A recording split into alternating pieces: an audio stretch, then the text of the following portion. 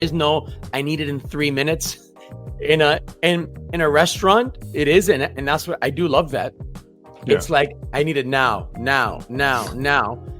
And it's, but if you prepare yourself and you're organized, it's just like home and just like at work. They always say organized chef and an organized chef and a planned chef is a clean chef. When you see a chef that's a hot mess, he ain't organized and he ain't and no, it's true. Yeah. I mean, it's true. But both are good, both are rewarding in different ways, I guess you can say. One is a push you with these guys or these ladies just pushing, joking around. Sit back and relax and get ready for another exclusive episode of the Online Marketing Secrets Podcast with Lopez.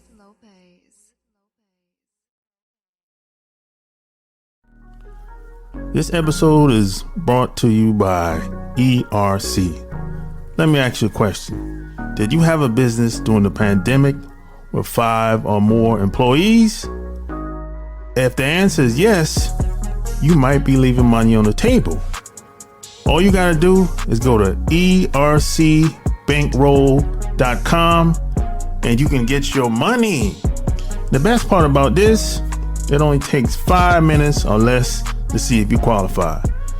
Go to ercbankroll.com and put in your name, email address, answer 2 questions, click on the submit button, and you're done. It's that simple. And get your money. So don't wait. Go to ERC Bankroll. Welcome to another episode of the Online Marketing Secrets Podcast. I'm your host, Lopez. So like and share this episode. So today, this is going to be a life-changing episode, especially if family means a lot to you and business means a lot to you. Taking care of your family means a lot to you, and being successful means a lot to you. So with that being said, I'd appreciate it if you would leave me a 5-star review in iTunes. Love it or hate it. I want to hear what you think. I want to hear your feedback. Send all your emails to support@kingsofcashflowwebsites.com. That's support@kingsofcashflowwebsites.com. Send all your emails, all your feedback. I appreciate you. So with that being said, my special guest today is a chef. Him and his wife have come together to share their wealth and knowledge and passion for cooking. They've been inspired by their diverse dining experiences, traveling the world and living life. They reveal their secrets to fun and seductive date nights at home that they've been doing throughout their 19 years of marriage. Their mission is to empower others to bring the luxurious vibes to their favorite restaurants right into the comfort of your own home. They're going to show you how to craft exceptional meals that don't take all evening to make, strengthen your relationships, your family, your connection, and create memorable dating experiences within the comfort of your home kitchen. Plus, they're going to show you how to become prosperous and do something that you love for a change without having to sacrifice your relationships with you and your family. My special guest today is Chef Rafael and Toni Gonzalez. Welcome to the show.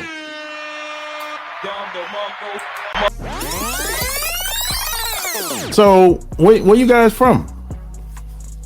I'm born and raised in Miami, Florida. I was born and raised in Manila, Philippines. Yeah. But we met in New York City. So it's Miami, Manila, Manhattan. That's our story. Exactly. Yes. Nice. That's nice. So how long have y'all been in you know, in the cooking? How long have you been a chef? And how did you get started? I've been in the kitchen for over 25 years. I've been a chef for about, I don't know, 17, 18 years. How did I get started? I had no idea what I wanted to do when I was younger. I went to a culinary school, fell in love with it, and traveled the world after that. Oh, that's nice, man. So is it something that's in your family, or are you the only chef, or what? No, I am the only chef. It was all my aunts and mom that knew how to cook, but I'm Spanish, I'm Cuban. So basically every party starts and end in the kitchen. Yeah. But you have to tell the story of like he at a bank that his mom got him into when he was younger, and he was just like, "What am I doing here?" Yeah, I realized if I didn't leave, I'll be there forever. Yeah. So I just. And then I love the story. You have to tell the story because you saw an infomercial. That's how it started. An infomercial. I have a single mom, great. She supported everything I did. I came up with some stupid ideas growing up. She still supported me those ideas. So I said, I want to go to culinary school. I said, let's go. We went. I applied, or I got into the school, and I honestly fell in love with it right away. I got a job while I was going to school, and that's when I realized you learn more on the job than at school. And then I just traveled after that. But it's cooking in a restaurant, not at home, is not for everyone. I will say that. But I do like the pressure, the rush that you get. It's a good day or a bad day. You come back the next day. That's what I really liked about it. And it gave me an opportunity to travel, which is also not too bad when you're young. And it's so true that it's not for everyone. We had a common friend. Her name was Cricket. She's Yeah. not a stripper, by the way. Her name is Cricket. Yeah. And she was in the kitchen, right? Yes. And you worked with her. Yeah. And you said that she would cry in the kitchen. Well, the thing is, it's when you It's tell tough. when you tell an 18-year-old person they think they like cooking, but they've never done it before, that you can't have Christmas off, you can't have Thanksgiving off, you can't have New Year's Eve off, and you're working nights, and you have people yelling at you. She was a little sensitive too, you can't help it. Yeah, but And for she me, wend to culinary school and everything. Yeah. So she left the kitchen and became a sommelier instead. Yeah. So she got into wines. she got into wines, but again, it's. I enjoy the rush. I enjoy the yelling, the this, good day or bad day, you come back, and it's not for everyone, but it was for me. Gotcha. So how is culinary school? Is it kind of like college, or No. similar? No. I would say nowadays I see a lot of books on college. Like you can say, if you read these 4 books, you don't need to go to college. Same thing for culinary. It's sad, but you learn more. It's like hands-on. So my recommendation is, wherever you live, if it's Charlotte, you go to the best restaurant and say, "This is where I want to work. Pay me minimum wage," and just learn from there. Gotcha. And that way you don't owe tuition, and I guarantee you'll get more out of it by hands-on working. Yeah, because I have a cousin. That's exactly how he became a chef. So, yeah. There's no point to going to culinary school, Yeah. at least for me. Yeah. That's my opinion. No, but tell the story about how, coming from Miami, all you knew was plantains and beans, right? Well, and then he goes into New York where it's all fancy. And he told me that he didn't speak to anyone for a whole year because he didn't know what these ingredients were. You don't want to sound stupid. You know what I mean? I was from Miami. I mean, Miami now it's an international city. Yeah. Well, 20, 30 years ago, not so much. Oh. All you had was plantains, black beans, and rice. And even though you cook, you cook. But then when I moved to New York City, get me the Brussels sprouts. What the hell is that? You know what I mean? Now it's everywhere. Don't get me wrong. Yeah. Get me this, get me that. So I said, okay, my way is, let me just not talk. And one thing is, when I don't know something, I would always say, how do you want it done? And they would show it to me. So I didn't act like I was stupid. I just said, tell me how you want me to do it, and then I'll do it that way. So, and then after that, it became easy after that. Yeah, gotcha. So, what made you leave the, I guess, quote, corporate, chef route Yeah. and going to the, I guess, Online space.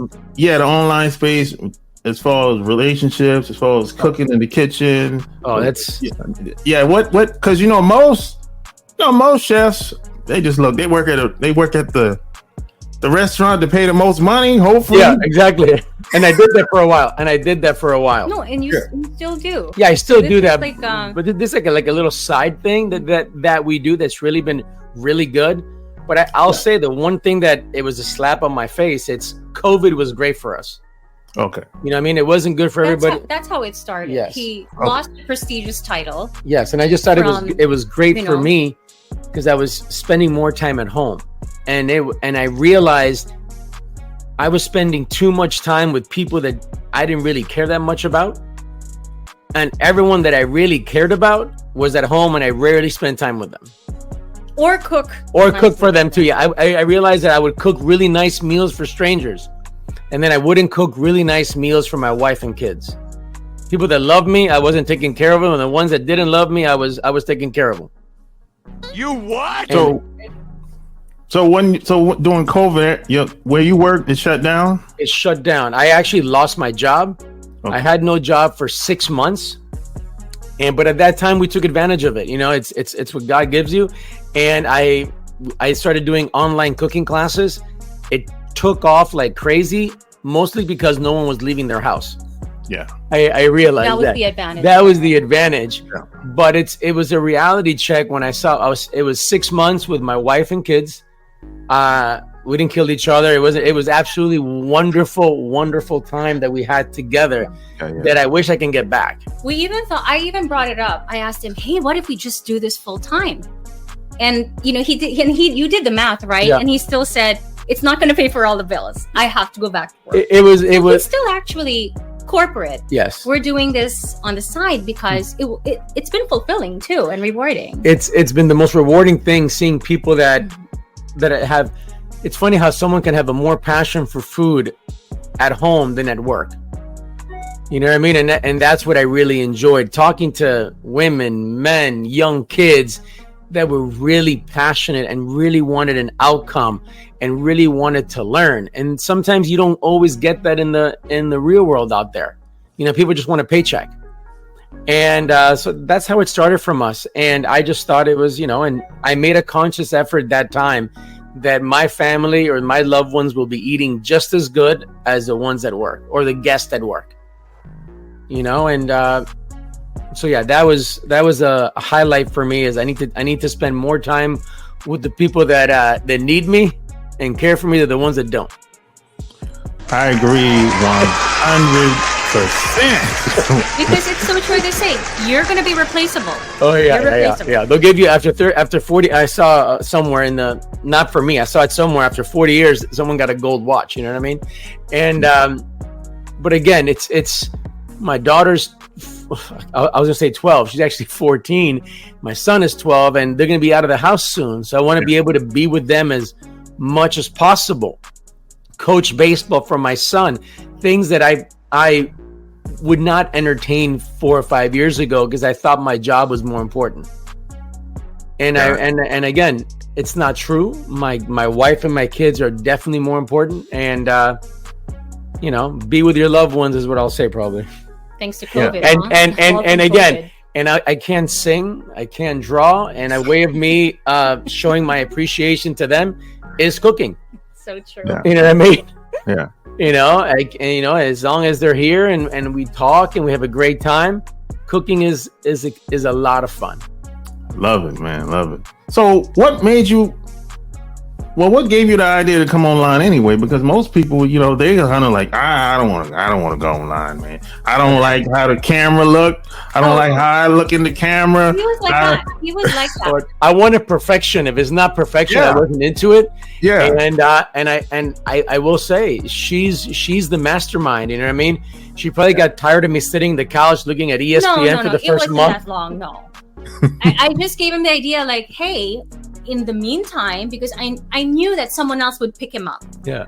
I knew that he was always being poached anyway. So let's just give it time. I said, I was already an online educator. I said, why don't you teach cooking? Let's just give it a shot. Yeah. And I said to myself, this guy's not a teacher, but let's just give it a shot. And I was surprised because the reviews were like, this is an amazing instructor. I'm thinking, you? Yeah. And we didn't see it coming. Because I didn't treat them like kids or like people that don't know anything. You know what I mean? It's it's amazing when you say someone's name, you say good job, bad job, you can do better. It means so much more than just lying to them and saying you're wonderful when maybe they're not. And I didn't dumb things down either. You know what I mean? And I think that's a problem that sometimes people do, for kids' classes. Anybody's class. I'll make something really easy. I don't want to dumb it down. I don't want to make them look bad. But then I remember my best mentors or my best teachers, they were not all nice to me. But those are the ones that you remember. Those are the ones that you're grateful for. You know what I mean? I got a great job. I love my job at work. And I also love my job that I do at home. And both of them are very rewarding. But for me, it was just do something when I had the chance to do it. And she is right. I had doubts like crazy. He still doesn't like coming on camera a lot of times. He's very self-conscious. He doesn't want to watch it. I'll tell him, hey, let's just review this. And he's not looking. I'm like, look at it so we can improve. And he's just the type that doesn't like to come out on camera, doesn't like how he sounds. Me, on the other hand, I'm used to it. I have a much better personality outside the camera. The only way you will improve if you keep doing it. No, I know. You are so much better now than when we first started. There you go. We would have literally like 20-30 takes of like 2 lines. Not even kidding. And then she would tell me, you read like my 4th graders. No, that's really positive. I teach 4th graders. That's really positive. But no, man, it's for me, my dream would be cooking and maybe doing some DraftKings and Underdog. That'd be, that's like my, sports and cooking, being with the family. It's just the most important thing there is. So if you must every once in a while, you probably meet people and they say, hey man, how do I get started? Or what do you recommend? If you're like a young man, you're in your early, I don't know, maybe you're 19 or in your early 20s, and you want to go after the big money, or you want to cut the learning curve short. Yeah. What do you recommend to them? I recommend basically it's an investment in your future. So if you're going to go to college and spend $100,000 on 4 years, don't chase the money at 19. It's very hard because somebody wants to have a brand new car, somebody wants to make this much money. But it's amazing. If you work at a really, really good place, they might pay you $9, $10 an hour. But 5-10 years later, you may be making $100,000, $200,000. If you work at the, if you work at the Olive Garden, I apologize. If you work at the Olive Garden, they might pay you 13. But then, when you're 27, they're going to pay you $13.50. And that's what I try to tell people. Don't just chase the money now. Work for someone that you can learn from, that is passionate. But again, also, you mean someone like a celebrity chef or someone renowned? Not necessarily. Someone that takes you under their wing and shows you what life is really about, or cooking is really about. And also something else, 40 hours a week when you're 19 is not enough. What do you do on your days off? Do you cook for your mom? Do you cook for your girlfriend? Do you go out for dinner? Do you read books? Do you get into sites to turn you on? You know what I mean? Because if you just work 40 hours a week at 19, you're not going to get anything out of it. So what do you do on your time off? And it's like in sports, if you're not getting better, you're getting worse. And that's pretty much the same thing. So hey mom, what do you want for dinner? If mom tells you on your birthday, let me take you out to dinner, don't choose Olive Garden, don't choose Burger King. Choose somewhere, sometimes it's not a money thing. It's pretty much the same price.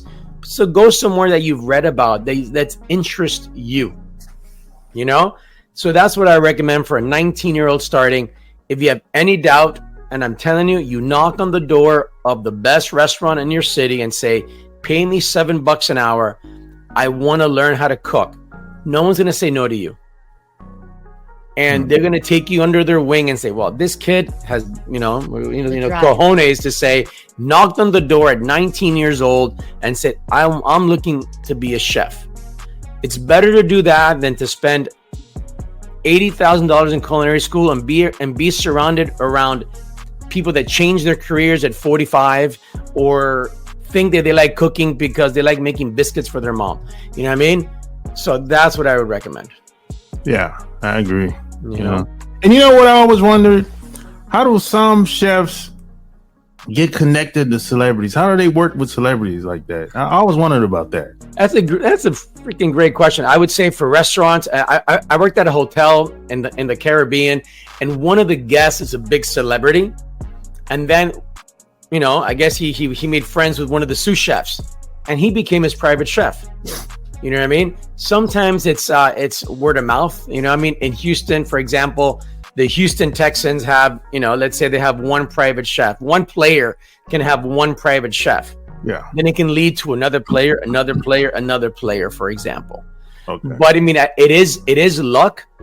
It's probably a demanding job because you're living or you're always at the person's house. Mm-hmm. But you're only cooking for one person instead of, 50, 100, strangers. So you do get to know their likes and dislikes a lot quicker. Gotcha. So what's the difference between, because you kind of mentioned this earlier, what's the difference between cooking at home and cooking at a restaurant? Cooking at home is, I would say, you're not stressed out. It's fun. It's, there is no pressure. There is no timeline. There is no, I need it in 3 minutes. In a restaurant, it is, and that's what I do love that. Yeah. It's like, I need it now. And it's, but if you prepare yourself and you're organized, it's just like home and just like at work. They always say organized chef and an organized chef and a planned chef is a clean chef. When you see a chef that's a hot mess, he ain't organized and he ain't and no, it's true. Yeah. You know what I mean? It's true. But both are good. Both are rewarding in different ways, I guess you can say. One is a push you with these guys or these ladies just pushing, joking around in hot environment. Yeah. You got to make it fun. I will say that in the kitchen, if you're going to be there for 10, 12 hours a day, you can cut yourself, you can burn yourself, you're being yelled at, you're pushed. It's a pressure, but you do got to enjoy yourself. If it's by saying jokes, talking about or playing jokes on each other, which was a very common atmosphere, more in the past than it is now. Or even, so you make it good. And same thing at home. I don't like cooking at home when there's no one around me. I don't want them to be having a good time, watching a movie in the second floor and I'm cooking. They all come around and say, even if Toni is just looking at me making a drink, I'm okay with that. How's your day? What's going on? How are the kids? What do you want to do this weekend? I don't want them to be, watching a movie or somewhere else in the house. Yeah, like your hired help. Yeah, exactly. Like everybody's having a good time, and then I'm just stuck in the kitchen. But tell us the story, what you guys would do in the kitchen. It's just like insider stuff, because I think it's they're pretty funny. No, but what I tell people, Gordon Ramsay 20 years ago would not have been considered crazy. Gordon Ramsay now, when he's yelling, they think he's a little crazy. Might sound like that, but I guarantee you he was like that 20 years ago. You just get, but again, that's how you learn. I apologize, but that's how you learn. Yeah. So there's a lot of people that maybe they like the idea of cooking, but they'll say, "Man, I don't like cooking though." How do I make it fun? What do you say to these people? At the beginning, take your time. Don't bite more than you can chew. Do something a little bit smaller. I think it's go to the grocery store every now and then, or the farmer's market. But if you're starting, go to the grocery store. It's a lot easier. Everything you need is there. I hope you have. I can honestly tell someone, independence. If you're married or not, cooking is a great skill, because if you're not married, you can take care of yourself. And if you are married, you can take care of some other people. But it's not that complicated. Don't bite more than you can chew. If you're gonna make spaghetti and meatballs with garlic bread, buy the garlic bread, buy the spaghetti, and make the sauce from scratch. From scratch, yes. You know what I mean? Pick your battles. I always say Olive Garden or any other restaurant, if you like a certain dish, make that one. Don't try to do something new. Don't try to look into a book or in a magazine that looks good. Well, it's okay. But if you like fettuccine alfredo with chicken, do that. And I guarantee you, if you choose the right people, you talk to the right people, it'll be 100 times better than where you just ate it at. You know, yeah. I mean, nowadays, you know, we have like these Friday date nights. We had one last night. I mean, you can be in a t-shirt, you know, joggers, cooking for the ones you love, and it takes you 20 minutes, half an hour. You go to a restaurant, you got to get dressed up. Sometimes you wait. The service can be okay. And you're there for 40 minutes and you spend $120. You know, stay home, have a drink. You don't need to worry about driving. Have a nice drink, stay home, and it is extremely rewarding. I think at the fraction of a cost. Yes, yeah. And I think people, you know, they look at the whole recipe and see 500 ingredients, and they say, I can't do it. Or one thing that I love is when someone says, short ribs take 8 hours to make. I ain't gonna do that. Well, it's in the oven for 7 hours. You know what I mean? So it does take 8 hours, but you can be doing a podcast, you can be watching a football game, you can be outside. It's in the oven, you know, and it's not that complicated. And the more you do it, like anything else in life, the better you become. Exactly. You know what I mean? And my wife makes some really bad things when we were married, but guess what? I always ate them because I know who made it. You know what I mean? I said, is it good? It's okay. It's okay. I'm not going to complain. Someone's cooking for me. But no, it's and once you get it down, it's extremely satisfying and rewarding. And when you see someone smile or someone say, whoa, you did that, it's really cool. Yeah. My grandmother used to say, a family that eats together stays together. Oh, I agree. 100. We say that too. 100%. I mean, so much. I mean, it's like, it's funny. So many things happen on the dinner table. Mm-hmm. Yeah. No matter if it's, you know, wherever it may be. When I was growing up, a single mom, two boys in high school running around and stuff like that. That is the only time for 45 minutes a day that we sat down together and said, what's going on? How's your day? What are you doing? And those are treasure moments that you still want to instill in your children and that next generation and stuff like that.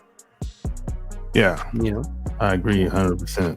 We look forward to it. I mean, when he comes home and he plans something, even the kids are asking, what's dad making tonight? Yeah. And it's kind of like a big affair. People always tell me, how do I plan meals? It says, I just tell her what she wants. You know what I mean? Or you ask me. I ask me, what would you like? And then I plan it based on that. You know what I mean?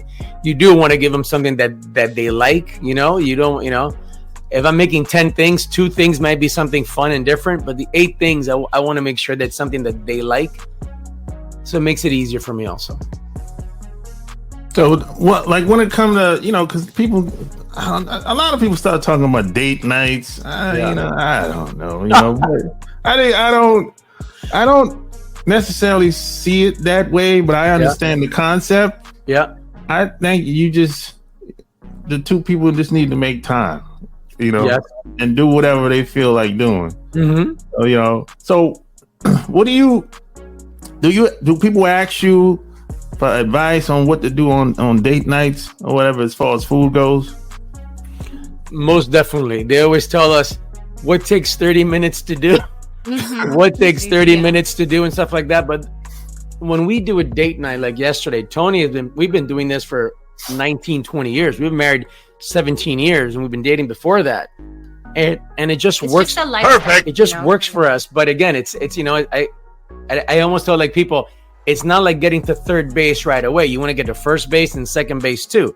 So, you know, you start, what's your menu? You have a little drink, you make a night out of it. It's not just, I don't want people to think of it, it's like a chore. Oh, I got to do this. Or a big production. Or a big production, really you know, but I do agree with you. We had a date night yesterday.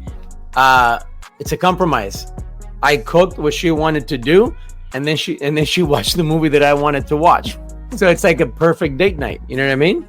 Make a drink, and we had a drink. So in 3 or 4 hours, we had a great dinner, had a wonderful drink, and watched the movie that I wanted to watch. And we were just at home barefoot, you know, didn't have to get childcare or pay for valet or anything like that. But I do agree with you. It is very important to spend time together, whatever that may be. If it's gardening, nothing wrong with that. If it's whatever you want to do, as long as you're doing it together, I think that's by far the most important part. Yeah, or you carve out that time intentionally to be together. Mm-hmm. Whatever, whatever toots your horn kind of. For us, it's cooking and eating, of course. Yeah, I agree. So how do you get your kids involved? Well, they're good because they're not picky eaters. I will say that. That's the hardest part, is when I see a lot of kids that are picky eaters. I just eat macaroni and cheese and chicken tenders. But getting them involved is not always like helping with my son. He'll come home from school. He'll make pasta, and he's 12. He'll make a grilled cheese sandwich. He'll make, rice and fried eggs and stuff like that. And that's from, just watching you do it. Yeah, it's like confidence. He's been in the kitchen watching you and also watching you teach, and he hears it. So, he's got a little bit of an advantage there. Yeah. But, when we ask them what they want to eat, we bring them with us to the grocery store so they know that they're part of it too. They're more likely to eat it if they know what's in there. And again, they help us out by grabbing something for me, getting something for me, cutting something that I know is not going to cut their fingers for me. Pick this for me. Go get me some basil outside. Go get me the jalapeno in the fridge. Set the table, do the dishes. Stuff like that makes them part of it also. Because if you don't make it fun for them while you're prepping and doing and playing dinner, they don't want to be there the next day.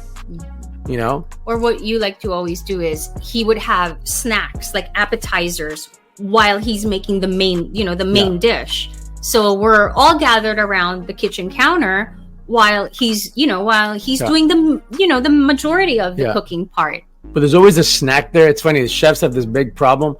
There's always snacks. By the time you actually have dinner, you're full already. That's what it is. That's what it is. But again, the kids have snacks. The kids have whatever they like to drink. I'm gonna get a fancy glass and put some apple juice or whatever may be in it. But again, I don't treat them like kids. It's funny, they eat very well, so they get insulted when they go to a restaurant and they get a kids menu. So again, just make them feel like they're part of the process and part of the whole plan. Gotcha, man. So, you're online. You got the videos going. You're crushing it on social media. So, and you got courses. So, where do you go from here? I mean, at this point, where do you see things going in the near future? Well, hopefully, the dream is to retire him,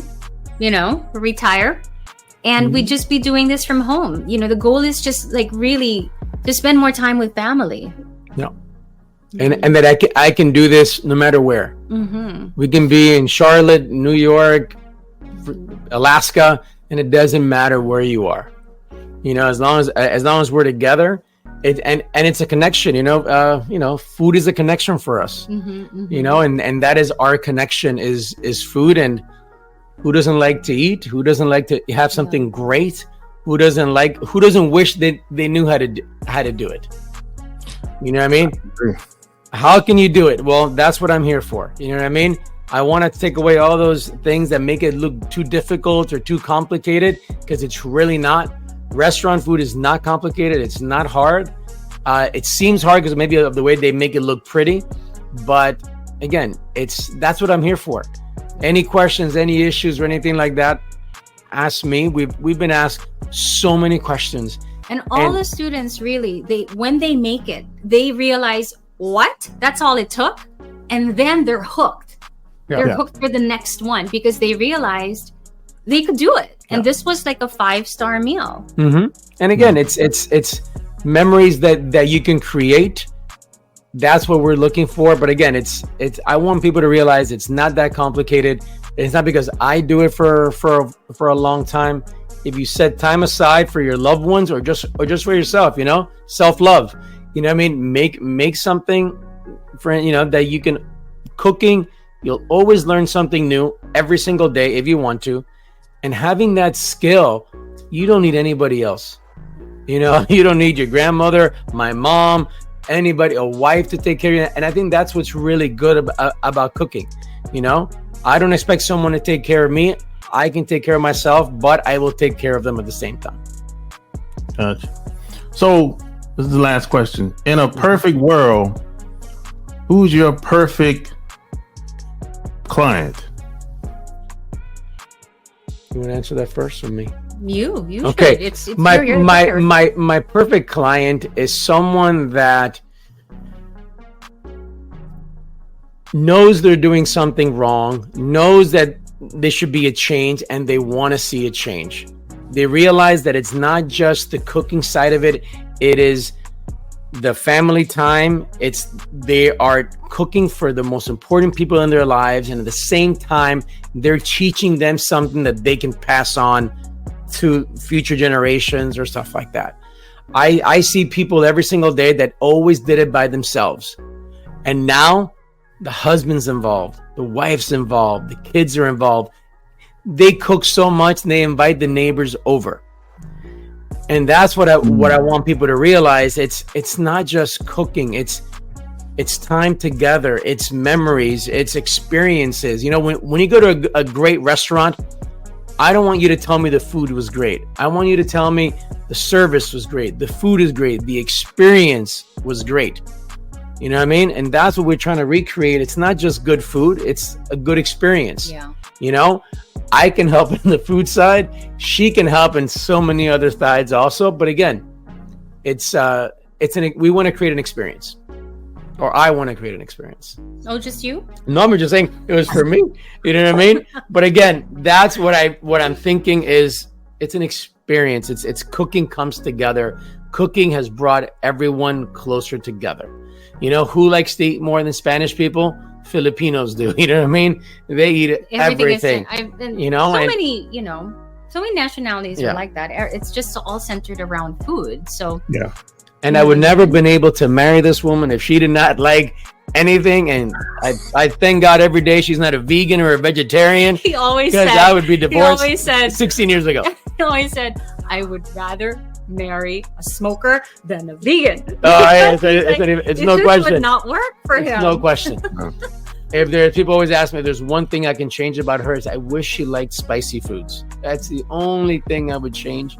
But again, she loves it too. You know, the only thing I dislike about her is that she eats as much as I do, and she keeps it at 112 pounds. But again, it's just us finding, you know, it's our connection. Mm-hmm. Gotcha. Bringing the family together. Food. Yes. Gotcha. So if people wanted to follow you online and work with you, where would they go to? You can go to chefrafaelgonzalez.com/date night, where they can actually get into our free limited video series where they can learn how to execute their own date night at home, and it's not that hard. Mm-hmm. Mm-hmm. And if it's hard, it'll be rewarding at the end. Mm-hmm. And the thing is with Raf is that you can always ask him questions. He's not going to bounce on you. If you send him an email, he's going to respond to it. If you need help, he's going to get on with that. He loves questions. You always say that in our live Q&As for our students. Yes, I love the questions. Bring it on. He gets excited and fired up for that. At work, I always tell everybody, I love questions, but don't ask me the same question every day. That's the one thing That's the one thing I'll say. Don't ask me the same question every day, but I love questions. Yes. You know, I mean, and when you see people getting better at something, it's amazing. There you have it. Like, share this episode. If you like this video, share this video. And if you want to support my channel, click the thanks tab and leave me a donation. 2, 5, 10.